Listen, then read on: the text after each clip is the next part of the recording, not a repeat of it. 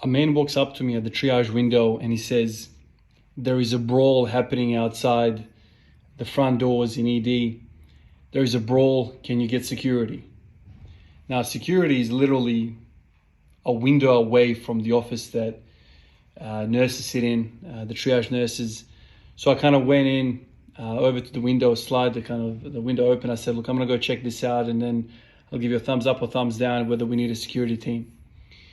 I'll walk out there just to see what's going on. I don't want to just be calling a security team for nothing. We have one security team, one Code Black team, and the hospital is big. The last thing I want to do is just call and, use up our resources when they have to run around the whole hospital doing whatever they need to do. So I decided to walk out there, have a look what's going on, and if it looks like really there is a brawl, I'll head back in, call the security team, and let them handle it. I walk out there with this fella who came and told me he was a visitor. He was visiting another patient within ED. I walk out of the front doors and I see a young man, probably 20-ish. He's very, very animated. He's very angry. He's yelling at somebody who happens to be walking away from the hospital. He's just walking down the ramp and kind of towards the road. That man was calm. He was in his 50s and he was basically just like not having any of it and walking away. The man that was really, really angry was this 20-year-old fella. Now, this 20-year-old fella I triaged maybe half an hour ago after he punched the window. And he was very angry when I first saw him at the triage window.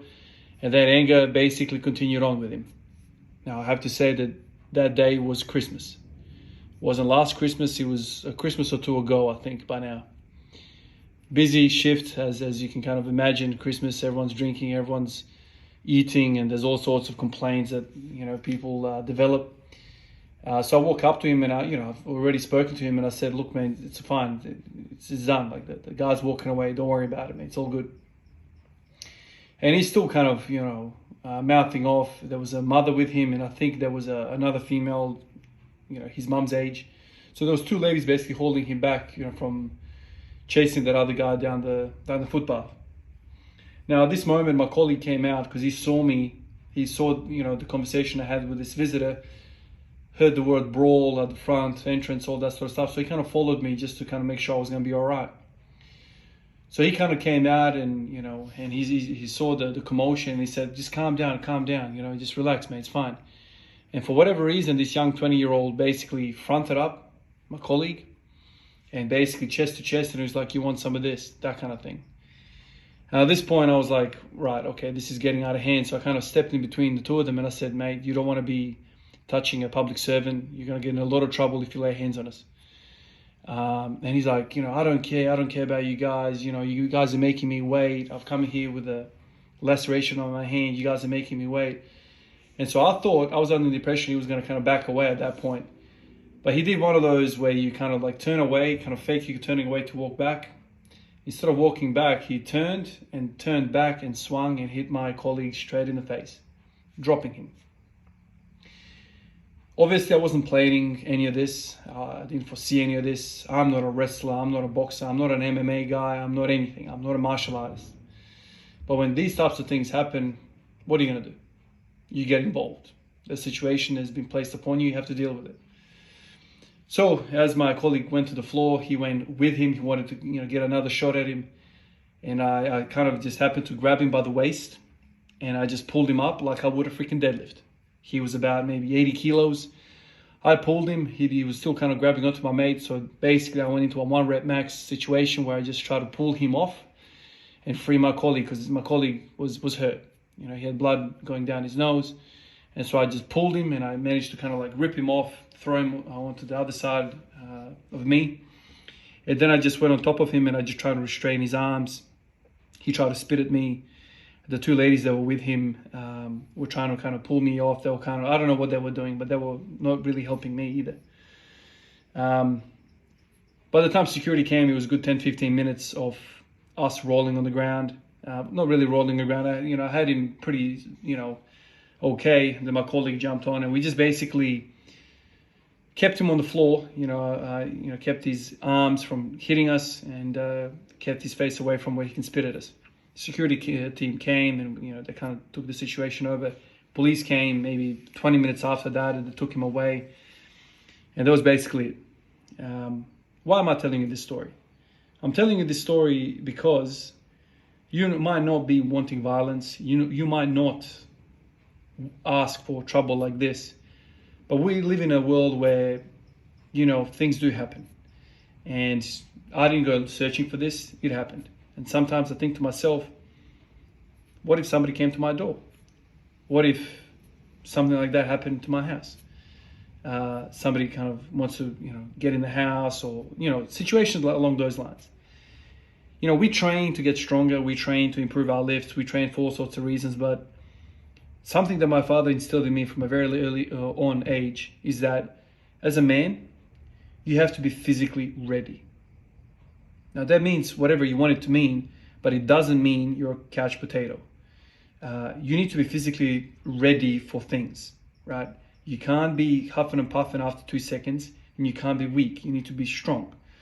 Now that doesn't mean you need to have a 300 kilo deadlift, but it also doesn't mean you need a 300 kilo keg around your waist. So I've always kind of been attracted to some sort of training, whether it's jogging for basketball or doing sprints for basketball or doing weights for general fitness.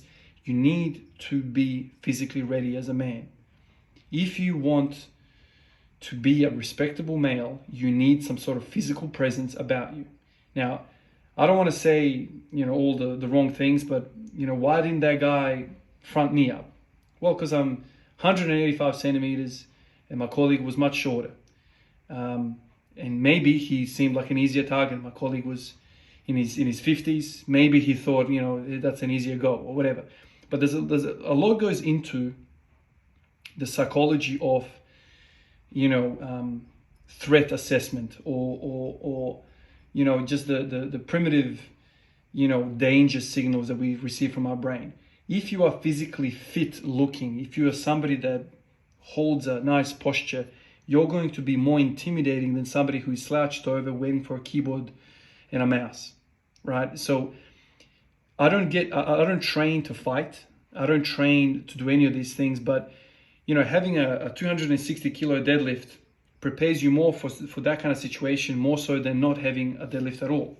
Obviously, the most practical thing there would be to have like some sort of jiu-jitsu or Muay Thai or boxing or whatever the case might be, or wrestling, judo, something like that. Some sort of like, self-protection, self-defense type of skills. Obviously, that's kind of what the specialty is when it comes to that. But I felt after that situation, when I was kind of debriefing, I felt that I was more ready to handle that situation more than somebody who doesn't train with weights. Just purely being physically fit makes you able. I went to ground, I pulled him off. My spine didn't get injured. I didn't get injured at all. Like I was ready for the confrontation. Now, after debriefing with my boss and everyone in ED, we kind of thought, okay, why did I go out there? Should I have gone out there? Do I need to make an assessment? Should I have gone out there at all? What I've always said to everyone is I went out there to assess the situation. I didn't go out there to fight. And the whole thing was captured on camera. Police took the footage and everything was okay afterwards. But these types of situations for us emergency staff happens all too often.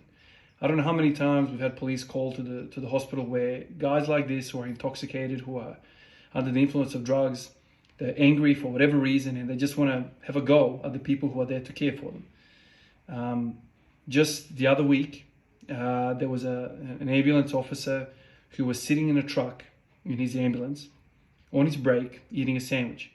And some guy was walking past the truck and stabbed him through the window, stabbed him to his chest several times. This man ended up dying. They caught the guy and he's obviously in a lot of trouble and he's going to spend a lot of time in prison, hopefully. But, we as carers, we as people who are on the front lines supposed to care, often end up being the abused ones. And, sometimes I think to myself, like this training that I do is not just good for general kind of fitness as a human being, but also for my job. And like my job often reminds me of the danger and the unpredictability of people, especially when there's drugs and alcohol in the mix. And so, I always tell people, man, like, okay, you don't have to train for world records. You don't have to train for anything. But my God, you have to train. If you're a man, you need to have some sort of training happening in your life. I don't care what it is. Even if you're a swimmer, you are more capable, man. You're physically exerting yourself on a regular basis, and you are more ready. More ready than somebody sitting on the keyboard doing nothing. Absolutely nothing. This is kind of something that my father instilled in me from a very early on in my life. You know, I grew up in a war-torn country. You know, civil war. And so from an early age, I saw the male figures in my life strong, capable, protectors. You know, you need to have some sort of ability to protect yourself. I've been involved in a few of these type of scuffles where, for whatever reason, people attack you. Once again, most of the time it's drugs and alcohol. A lot of the times we have to detain these people because they're so erratic. They want to hurt themselves, they want to hurt other people, they want to run through traffic, they want to do all these sorts of weird things. They're delusional because they're taking meth, GHB, all sorts of different things. And so before the security team comes, often, you know, when I tell them, you're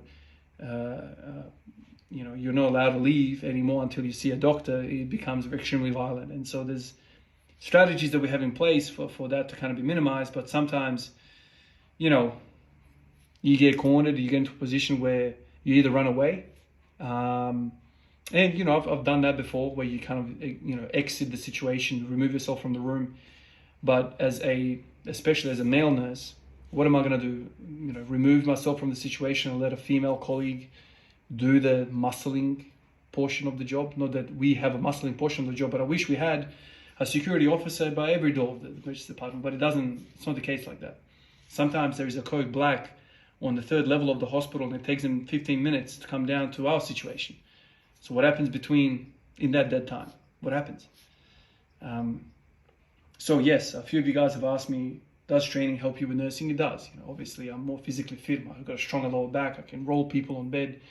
We can slide people, you know, easier from bed to barouche or stretcher or whatever. And yes, you know, I'm more physically resilient. As Mark Ripito says, you know, stronger people are harder to kill. You know, I remember reading that in one of his textbooks way back in the day, and resonated with me right away.